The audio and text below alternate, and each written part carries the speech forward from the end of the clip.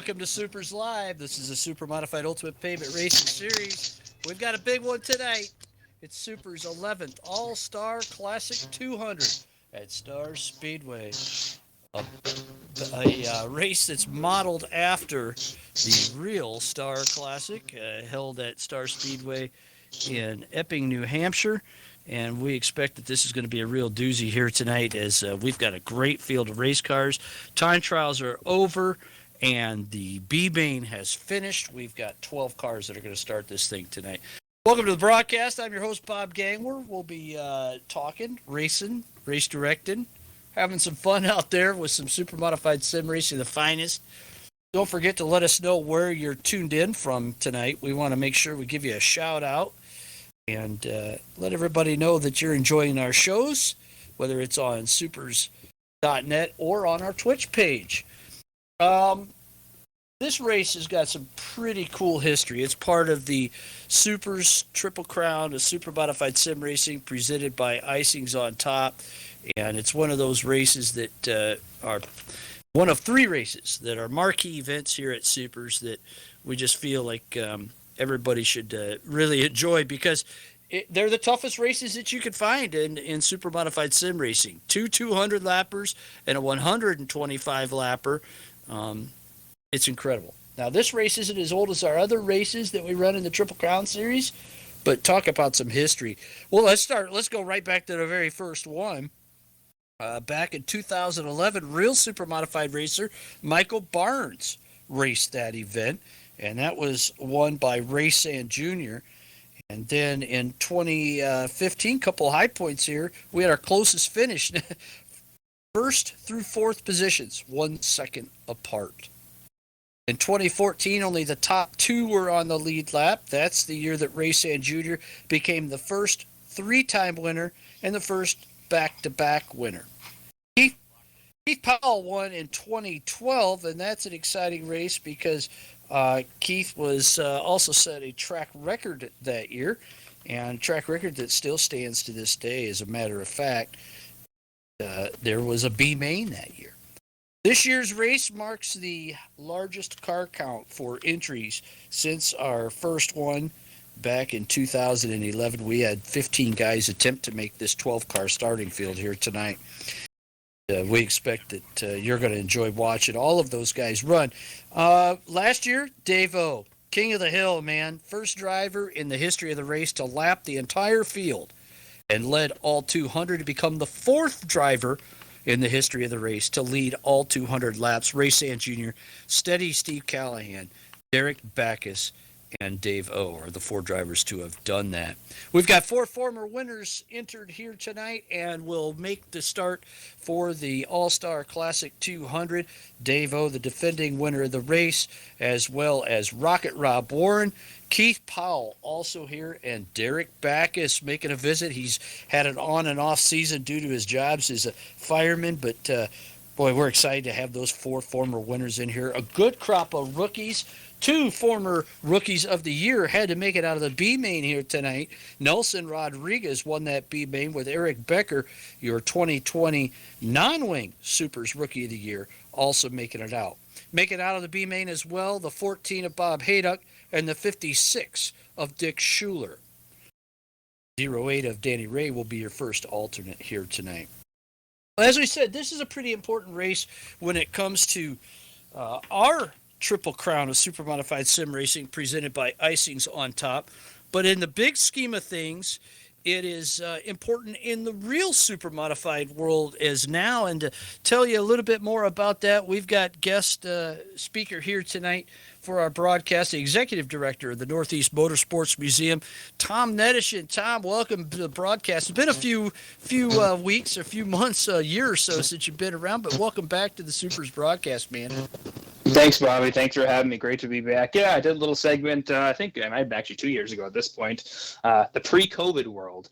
I think we did a little interview, but yeah, I just wanted to go into a little bit about the history of the event, the real Star Classic, way back in 1966, excuse me. And actually, the first race was at Lee Speedway, believe it or not. And it was a mess of a race. The race was a 3-segment race, and ended up finishing about 2 o'clock in the morning. Eddie West was the eventual winner after the segment breakdown of the points. But the race moved to Star Speedway in 1967, and after a falling out with Bob Bonzer at Lee Speedway, Nesmer was formed with Russ Conway, Charlie Elliott, and Ken Smith. That was the first Star. It was called back in the day the Star Canadian American Classic. Was held in 1967. It was won by Bud Crotty. Throughout the 60s and 70s, the race was gaining interest and attracted competitors all the way from California to Florida, throughout Canada, and became one of the mainstays in the country for super modified racing. And if you were an outsider, the locals drive pretty defensively back then. It was hard getting to the front back in the 60s and 70s. Pretty much every winner was from New England until Jim Champagne showed up in 1979, and he lapped the field. Had quite the showing there, and also Ollie Silva won 3 in a row from 1969 to 1971, and more New York interest and more New York winners came through the 80s. Doug Heveron won back-to-back in 1982 and 1983. The all-time leaders winners of the race for the most wins are Bentley Warren and Russ Wood, both with 6 Star Classic wins. And so, yeah, some definitely rich history. And the race was run as a 200-lap race through 2008, 2009. It was run as a 100-lap race. That was a one-off year. And 2010, the race was actually run back at Lee Speedway, and during the Bobby MacArthur lease issue years, I guess you could say, at Star Speedway, and those 2 segments were both won by Chris Purley back in his dominant run back in the late 2000s with ISMA. And the race returned to Star in 2011, and it was cut from 200 laps to a 150-lap race in 2011, and remained a 150-lap race until 2018 when it was cut to 125. So you guys are running the longest Star Classic out there still a 200-lap strategic race, so it's cool to see. But yeah, the Star Classic, it remains as one of the most important races, not only super modified races, but it's one of the most important races in the New England region. It's actually the second oldest running race, and the oldest is actually the Milk Bowl, which is a stock car race run at the Thunder Road Speedway in Barrie, Vermont. Yeah, the Milk Bowl started out in 1962, so just kind of edged out the Star Classic. And a couple other important points I just wanted to point out too, and you guys might not know, I think you guys might find interesting, is that the first oval race in this entire country, every oval race, even predates Indianapolis, points back to a race that was held in Cranston, Rhode Island in 1896 on a mile horse track, and it was won by an electric car. So it's kind of neat to, people think, the very beginning of oval track racing might have been in the South or Indianapolis, but nope, right here in New England, way back in 1896. So, our New England's racing roots run pretty deep, and definitely even with the oval track racing. That's really incredible, Tom. You stop and think about that. And that Star is part of that. But when you talk about the preservation of that history, the Northeast Motorsports Museum, a huge part of that. And you've had your work cut out for you since becoming the executive director, but have built that museum into something that's just a jewel out there on the grounds of New Hampshire Motor Speedway.